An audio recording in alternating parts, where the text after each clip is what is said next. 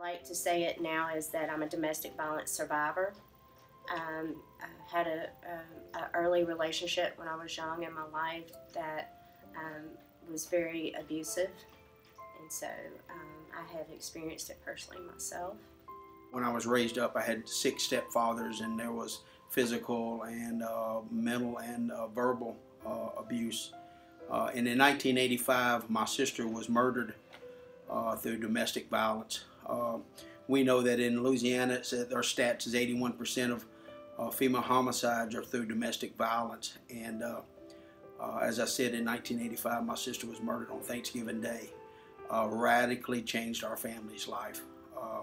My mom struggled real hard with that, and had an attempted suicide. Within about 6 months, I found her where she had shot herself, and she survived, and it just really devastated our family for that to happen. A lot of anger, a lot of bitterness, and no understanding. I found healing through Jesus Christ once I began to experience Him.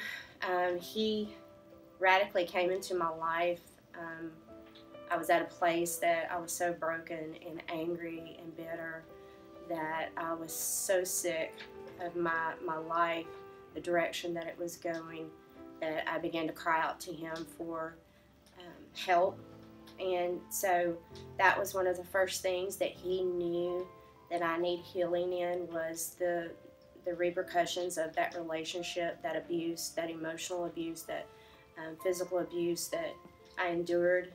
He began to just touch me in those areas that I surrendered that bitter and that anger and that unforgiveness to Him. It was really only until finding Christ that I began to find healing.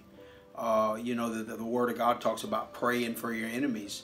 I literally found healing to where I could pray for the person who murdered my sister, to the point that I hope that he finds Christ before he dies.